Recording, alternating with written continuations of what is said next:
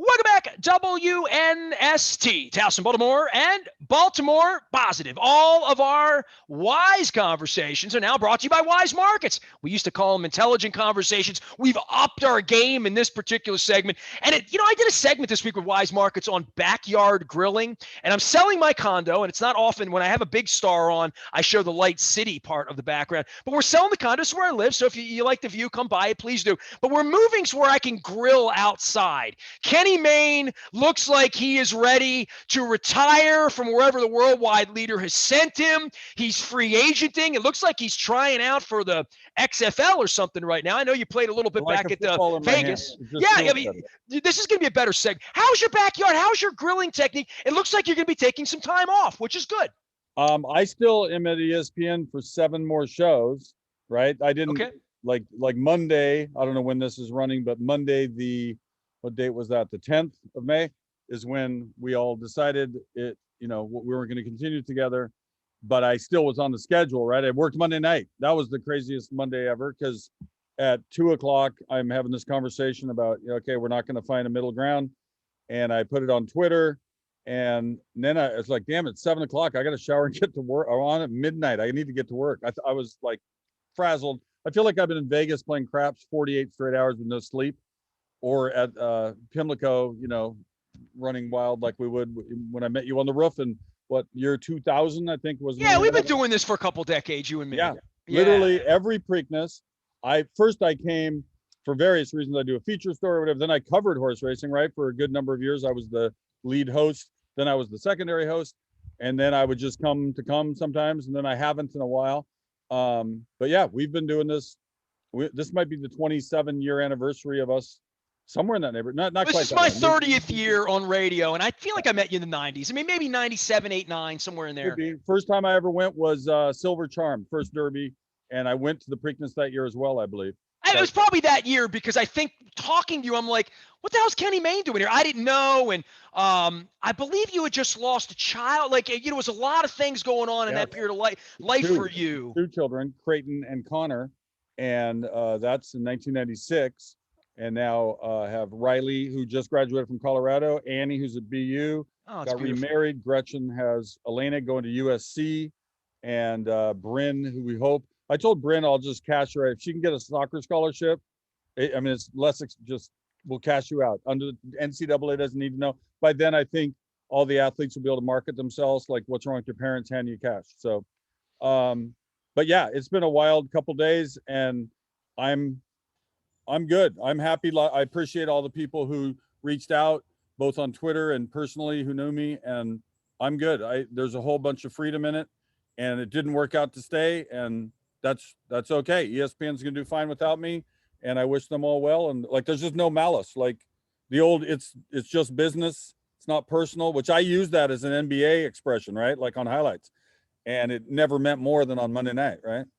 I need to ask you this. Am I the first person you've sat down with and like done this with? Because like you're number 4. Okay, that's fine. I didn't know like we were going to do this. We were going to do this anyway. Right. Well, I text you Sunday and I said, "Will you come on?" And you're like, "Sure." You always say yes. It's Preakness week, and I thought like it's normal. And then Monday, I'm like doing normal stuff, and I'm on Twitter, and I'm like, "Oh, Kenny Mayne's trending. God, I hope he's all right." First thing you think when your friend's trending, and I'm like, "Okay, I guess he won't be coming on this week." And then I thought, well, Kenny's probably going to be in his backyard wearing sunglasses, holding the football, and just like talking about it, because Kenny Mayne does not run and hide from anyone. Well, not just that. We've become friends through the years, and why wouldn't I live up to my commitment? I got nothing to hide.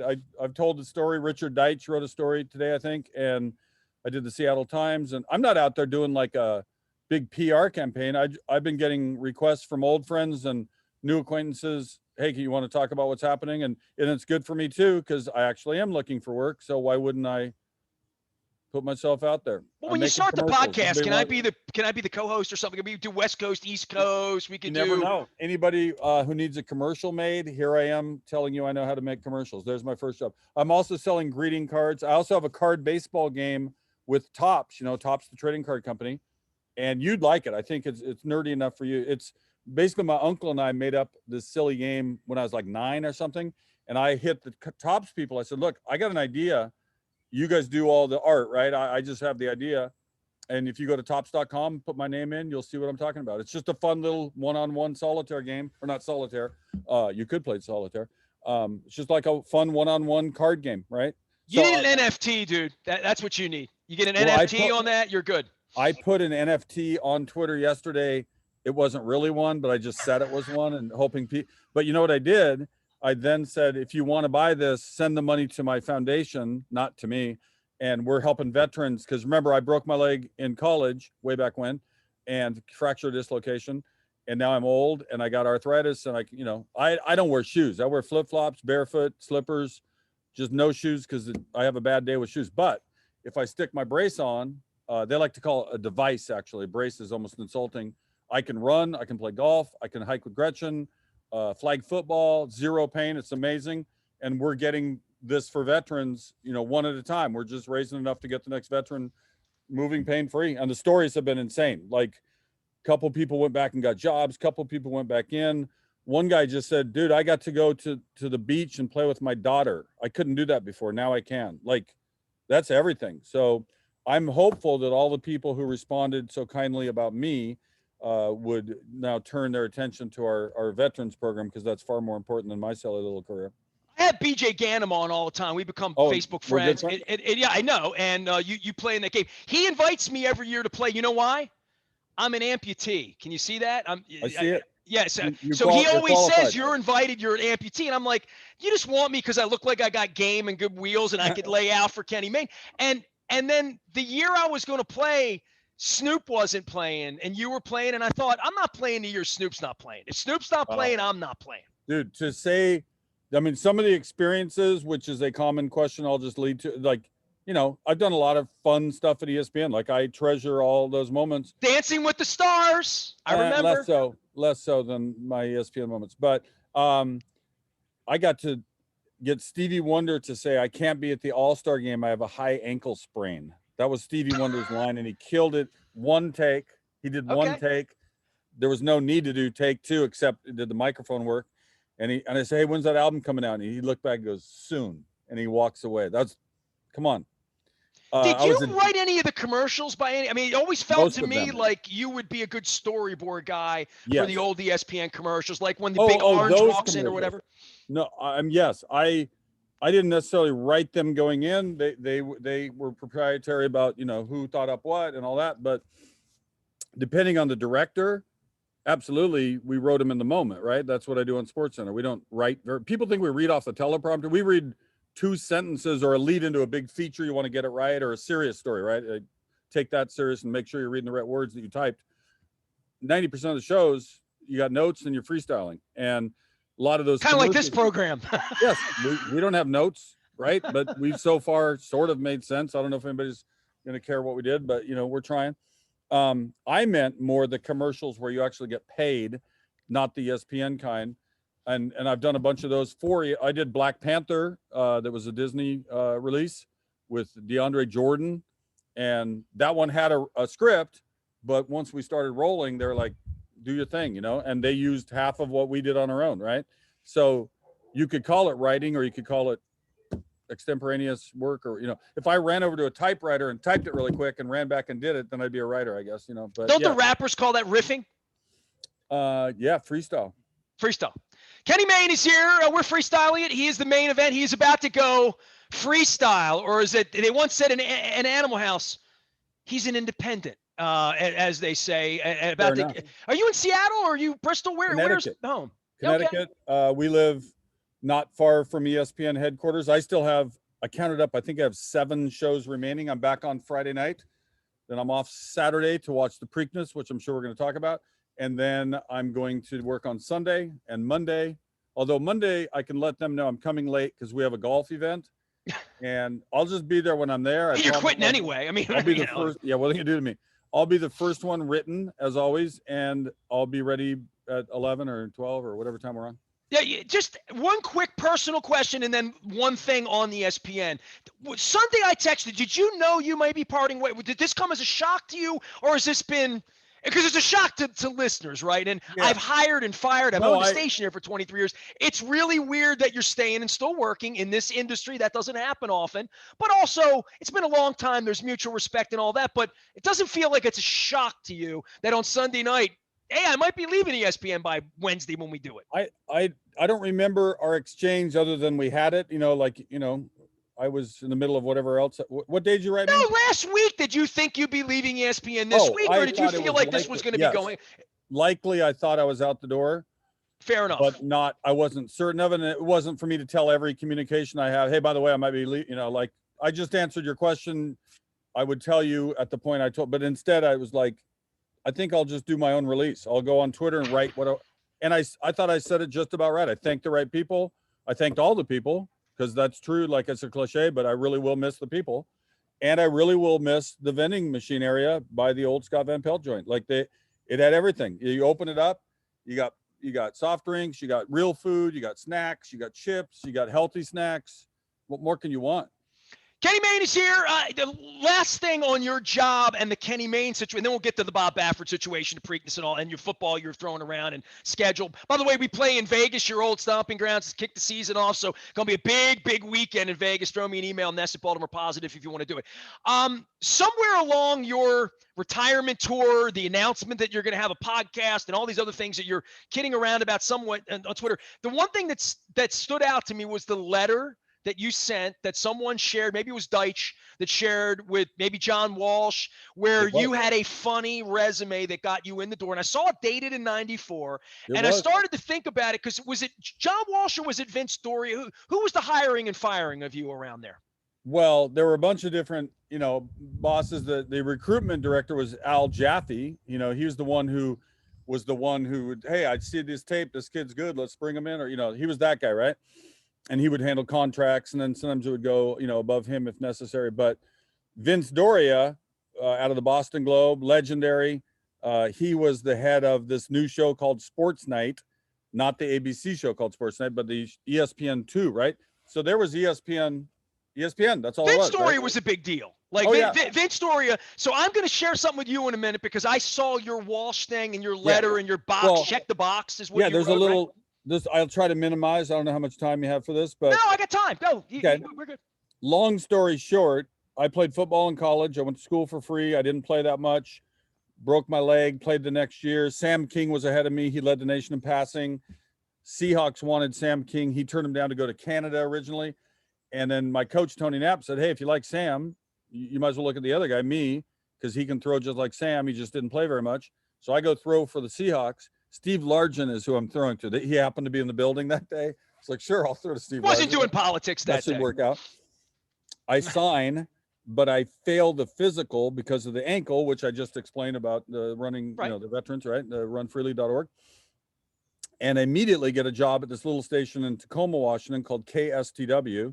5 days a week, they have a news show. We always joked, if there's news on the weekends, it's news to us. That was our motto. So I started out as a gopher, I'm just doing whatever and moving up the ladder, producing, doing writing for the anchors. And I just wanted to do news. I had no inclination at all to do sports. I played football. I was into sports, but I was more into news, world history, politics. Like that was where my head was, right? I wanted to be the guy working for Frontline, right? That would have been, if I had that career, I would have been happy, right?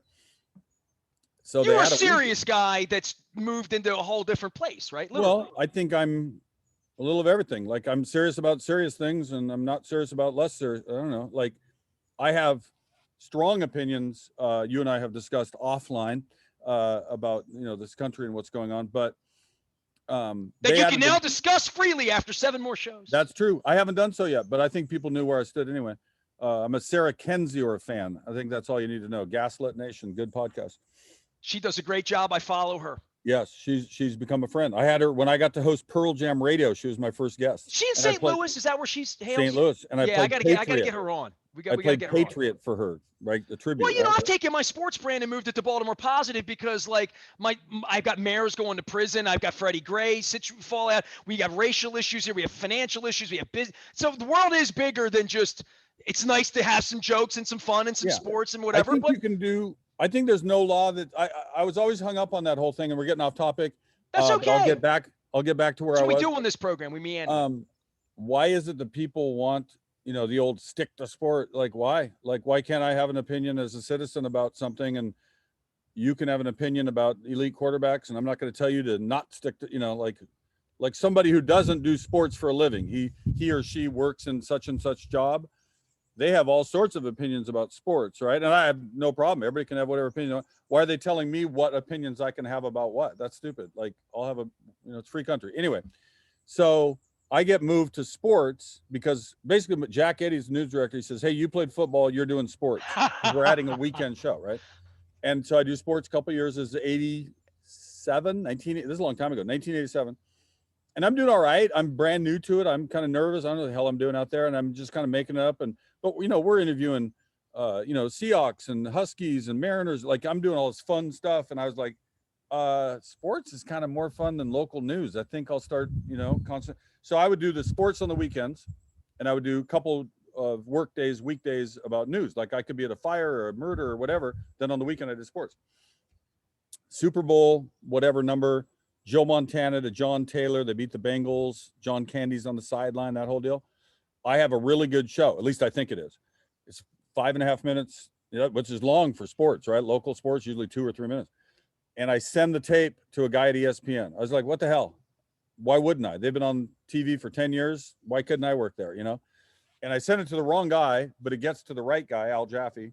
He calls me like 3 days later, or, just a few days later. Hey, that was really good. Send us another tape. We want to see if that was a fluke. I'll never forget how he said it. Send him another tape. I sent him not just that tape, but 4 more, We didn't have YouTube back then. These kids don't know. You had to go ask a friend at work, hey, can you clip off last night's show or this one story or that funny joke or whatever? I go all back. Those knobs and stuff. I remember all that. 100%. I go back for an interview not long after that with John Walsh as one of the guys. For those who don't know, he's legendary in the game. Rolling Stone, sports, ESPN created Sports Center's look, all these things he did, right? I have rejection letters from all these people. I'm going to share with you. It's legendary. It's awesome. So I go back and of all the people, one of them is John Walsh. And I remember I'd flown like all day and totally not paid attention to the draft. The draft happened. And the first question, how'd the Seahawks do in the draft? Thinking, I'm a Seattle guy. I must know. I barely knew who the hell they drafted. Like, I was dead tired. They beefing up the O-line. I'm just bullshitting my way through. I don't know what I'm talking about. And then he's asking about the Cubs middle relief or something. Like, dude, what are you talking about? So I fail miserably. And there's no Twitter in '94, right? No, I have no shot. And I'm doing very poorly in the interview. I know I'm doing poorly. He knows. I'm just making shit up. I'm horrible. It's 3rd and long. They send me, thank you for coming. We'll be in touch. Sometime later, I quit my local TV job. It's not for this broadcast, just things didn't work out. We saw it differently. I didn't like the direction it was going. I wanted more control over what I was doing, and it just didn't work out. So I said, give me back the weekend show or I quit. And they're like, you can't do that. What are you talking? You're gonna get in trouble. I was like, no, I just threatened to quit. What are you gonna do to me? So I quit. Now I don't have a job. ESPN sort of likes me, but thinks I don't know enough about sports, which is true and probably still true. And the first thing I do is I call the guy at the garbage company because I had been a garbage man in college a couple summers. I say, hey, I just quit my job. Any chance, I could get on part-time, just pay the bills till I figure out what I'm doing, Had a couple of documentary ideas, I was going to see what happened next. And he says, well, we're down to one-man drivers. We have the kind with the forklift thing. We don't have the second guy hanging on the back, the swamper, right? That was me. So the industry had passed me by essentially, like during this time. And he said, all I got is we need some garbage cans built. Like, you need to stick the wheels and the lid on. And so I took that job, $10 an hour. I'm out in the rain and can't. Lake Rose got nothing on you, dude. Nothing. I was just on TV 3 days ago. Now I'm building garbage cans. No offense to garbage can builders, but going from, I got this promising thing going with ESPN. Humility's important when you're in your 20s, right? So I run out of garbage cans. I burn through the garbage cans because I'm trying to be such a good garbage can maker. I look in the paper and I'm like, my mom had passed away, and I was like, my mom would be so mad at me if I like took unemployment or whatever, like, you need to get a job. Like, you quit that job, go get another job. So in the paper, This is back when people looked in the want ads, in the actual physical newspapers. And there's a marketing company that looking for, people, good voice skills and communication skills, television experience or radio is a plus. And I'm like, they're talking to me. You're Johnny Bravo at that point. I call them up. We get the interview. Turns out it was a telemarketing place, not just marketing. And I'm selling now prepaid legal insurance. Hi, this is Kenny. Do you need some insurance? I'll play it on you. You ready? Go ahead. Hi, is Nestor there, please? Hi, this is Nestor. I'm sorry to bother you during the dinner hour, sir. This is I used my friend's name. Why did you bother me? This is Warren. Did you hang up? Okay, next call. So, but prepaid legal insurance is an actual thing. I think it's actually a thriving company, and it is a good thing to have. Like, you don't want to spend on an expensive attorney if there's a will to make or a divorce or some. I got to go back to dinner, Ken. I'm not a buyer. I'm selling prepaid legal. In the middle of selling prepaid legal, ESPN calls the station because they don't even have my forwarding number because I had moved and I didn't think to tell them, hey, here's my new phone. This is back when we had Did you have to explain to them how you quit? Say what? Did you have to explain to them how you quit the job or no? I might have glossed over it. They didn't seem to care. They were like, so you went from this sales gig to ESPN? Not yet. I'm not there yet. Okay. I'm still selling prepaid legal insurance. ESPN calls the station because they call my old number and it doesn't answer. This is back when people had phones that had a thing that went in the wall, like a cord that let you talk on a telephone. There's no cell phones. I mean, there were, but I didn't have one. And Jesse Jones, my dear friend, who I hope is doing well. He had a little medical thing, but he's getting better. He's out in Seattle. Good guy. He calls and he says, I won't say the word, but Al effing Jaffe just called. Call ESPN now. What are you doing? So I call. Hey, what are you up to these days? Well, I'm working for a marketing company now. And, decided to leave that station. It's just, we didn't see things the right way. I'm looking to get back in, with you guys, obviously. He brings me back for another interview. I still don't get hired, but not long after, now we're up to 1990. I quit the telemarketing job and now I'm working for a sales company in sales for MCI. Remember the long distance company? Oh yeah. Okay. So I'm trying to make corporate accounts, like selling this and that business. And it's a real job. I got, benefits and all that. But I still want to be for ESPN. And the people who hear this story at MCI are like, what's wrong with this guy? Why is he weird? Why is he thinking about this? I remember one guy, dude, it's a pipe dream. Just let it go. Just start hustling sales. You can do this. And nothing against those guys. Some guys made a lot of money selling long distance, right? But ESPN calls and says, we want you to cover the Goodwill games. Remember the Goodwill? Sort of like the in Indianapolis or in Cuba? No, Seattle. Seattle. Okay. There you go. The first one was in Russia. The second one was in Seattle. Am I confusing that with another game? What were the games that were in Indianapolis? I know what you're talking about. Yeah, it's something different. All right, go ahead. So now it's 1990, and I'm now freelancing for ESPN while selling long distance for MCI. I covered Tanya Harding in Portland, covered Cecil Fielder's chase for 50 homers, Gary Payton, Sean Kemp, Ken Griffey. You're kind of a jobber, a day jobber. They call it a freelance stringer.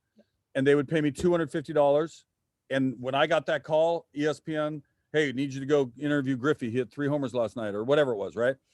I kind of played it like I was with ESPN. I wasn't really, but it was my, call it what you want, my second job. ESPN had sent you.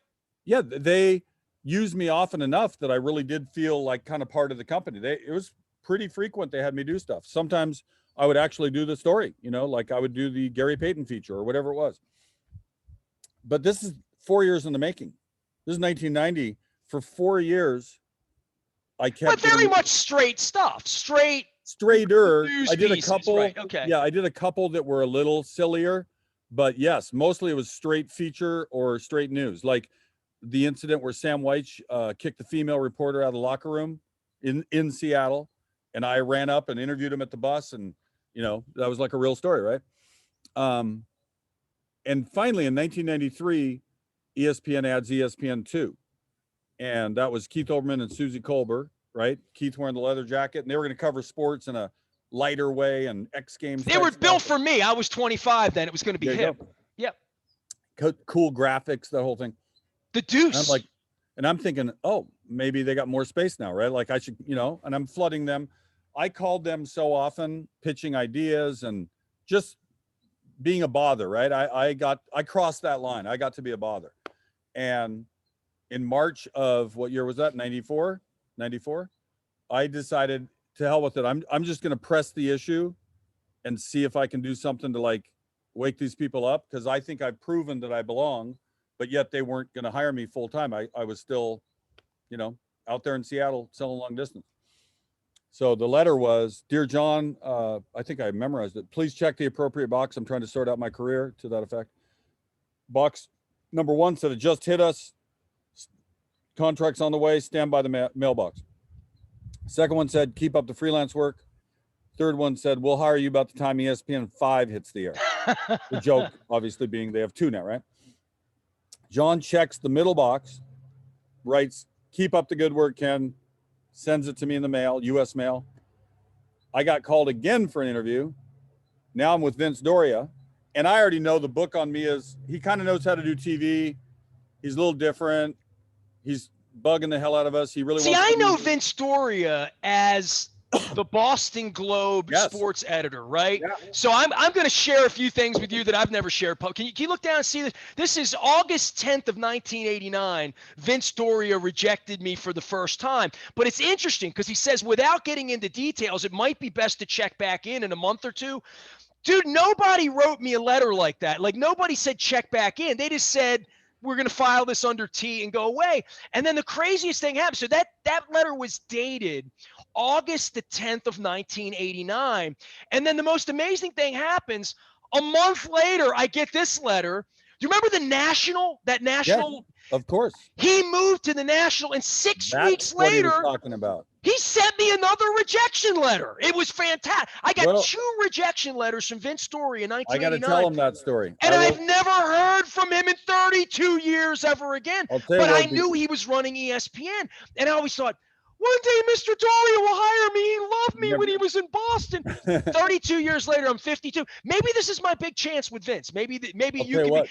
And I also have a rejection letter here from John Walsh, and I don't even remember sending this one. This was in 2002. I have no idea how I got rejected by John Walsh in 2002 at ESPN, but I have real rejection letter, 2002. "We don't have anything at this time that would mesh with your talents." He clearly knew me. So there you go. I rejection letters from both guys that love you, Kenny. There it is. That's not bad. I just talked to John Walsh right before. Like, I had to hang up to hurry and get to you. I said, tell him he missed out on me. I would have been huge. I would have. What? You didn't need Greenberg. Me and Golick. That would have been the thing. You would have been fine. I cut off John Walsh's call, although it was a very meaningful and pleasant call. But he knew. I said, "Look, I got to get off a little before 1. I got this interview." This week. It's pre this week.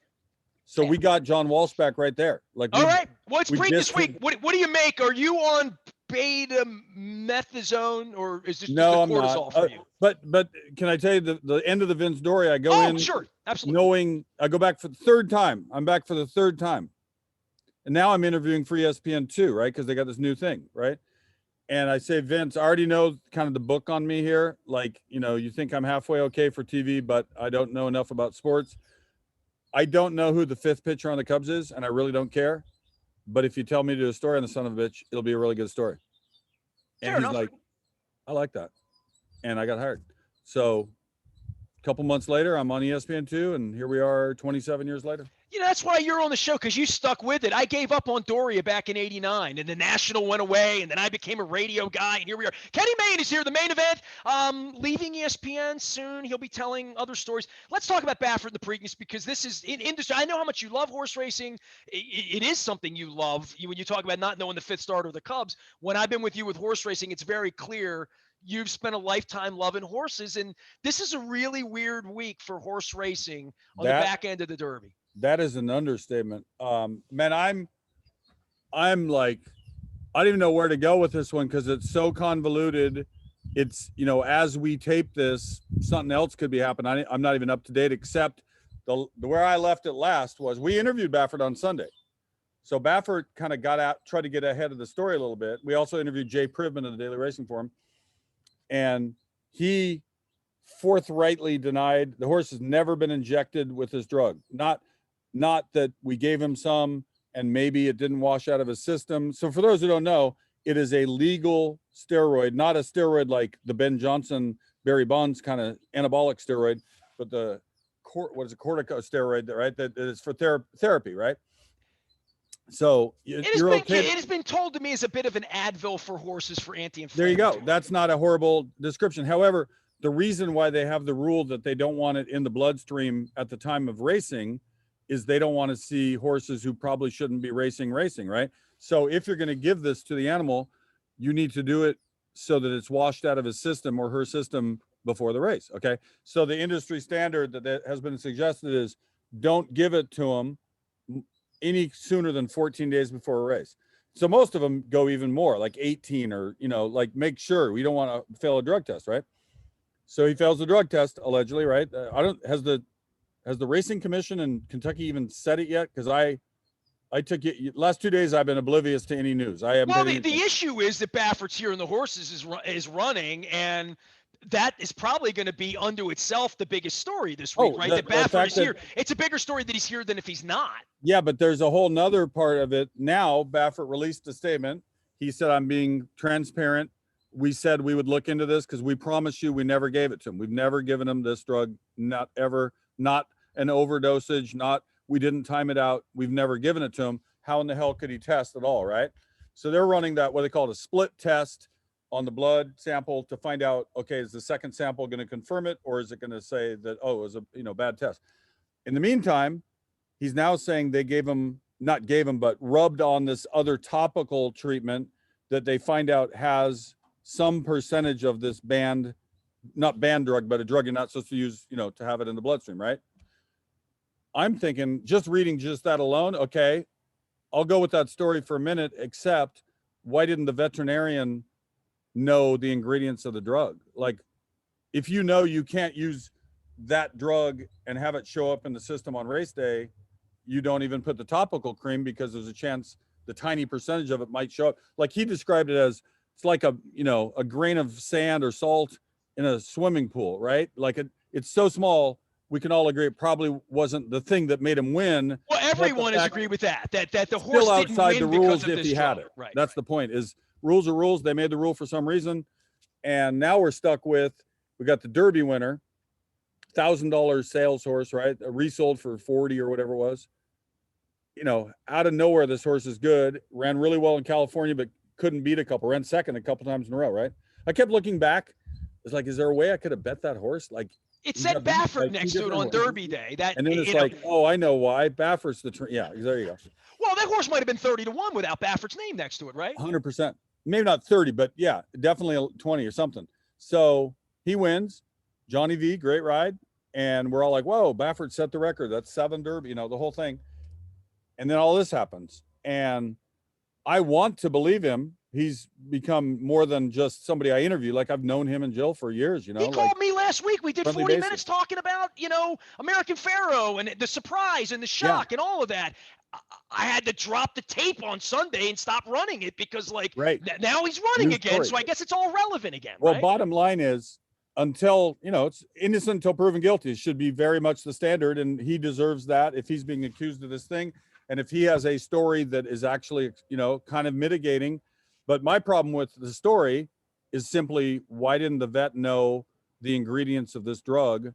And so whether you got it that way or the other way, there's still something that's going to show up, and it's going to be bad news if it shows up in the second sample. In the meantime, why can't they make a test result happen in 24 hours? Why don't they know before the horse runs to say, this horse is disqualified, this horse has the wrong pee, the wrong whatever, this horse can't run today, instead of having the horse run and have the betting public involved? Because that's really where the integrity is, Kenny, right? Yeah. I mean, the issue with horse racing was the mafia being involved 100 years ago and saying this needs to be on the up and up. And clearly horse racing has a drug problem right now. I mean, that much like baseball had a drug problem and steroids, and that this is something that the confidence of the public and people who support it needs to be there. It's not there right now. Whatever the truth of it is, that's why I'm not trying to whitewash anything, and I'm not trying to be accusing him more than I'm saying I don't know all the facts yet to know how I feel about it, because we don't have all the facts. Like you said, why wouldn't they try to get the thing cleared up, expedite the test for the good of the game? Nope. Test came back. The horse was fine. We messed up the first test. He's good to run. That's one story. The other is no double test. He's got it both times, even though it's that much, and therefore he's losing the Derby.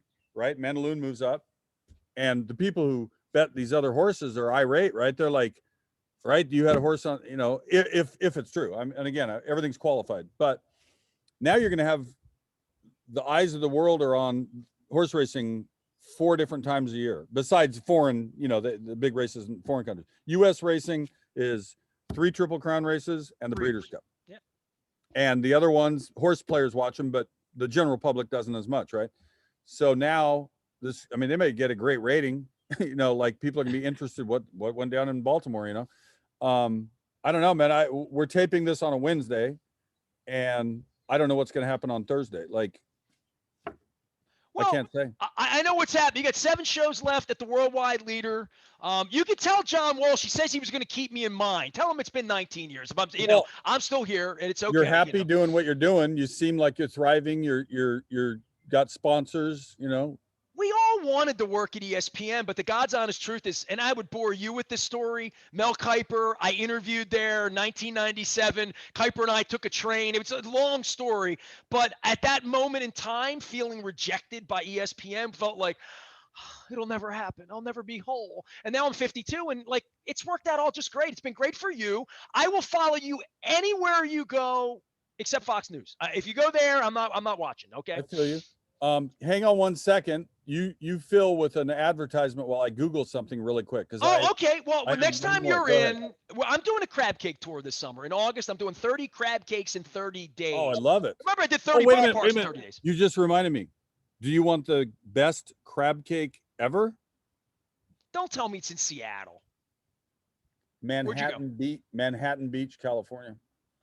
It's not a real crab cake. It's not even here. Dude, it's unbelievable. Well, I know. See, after every Preakness, I went to so many, and after the Preakness, we would go to Dick Girardi's little condo thing that he'd rented, Jay Privman, Jay Hovde, Randy Moss, a couple others, and he would buy those Maryland crabs. He'd buy like 100 of them or 200 of them. It's a bushel. We call that a bushel. Come in a bag. You got that sauce. What's that? Old Bay, right? Correct. Okay. And then they'd have hammers, and they'd teach you cut your hands, or did you not play with it? Oh, we dug deep. All right. Well, next time you're in, we're going to do that. All right. So that is it. I'll take you to Costas Inn. I'll take you down to Fadley's, and we're going to do it right. You and What's so funny about it is it was like a fraternity party. There was no chips. There was no salad. Gretchen just beer and crustaceans. Had a couple drinks. It was just, we have a lot of Maryland crabs, and we're eating them. And we would discuss the race, and what I was trying to glance at the field. I have not looked at the form on this field. I'll text you the winner, and you get that out on a subsequent podcast. We'll do that. All right. Kenny Mayne, the main event, you can follow him out on Twitter. He's 7 more and then done. And then at some point he'll text me and let me know what he's doing besides eating crabs with me at some point. Yeah, I love you. I appreciate you, man. Hit me deep, Kenny. Here we go. Here we go. All right. Yeah, I got you, man. Appreciate you, brother. Be well, stay safe, and thanks for being a part of what we do. It was great. I appreciate it.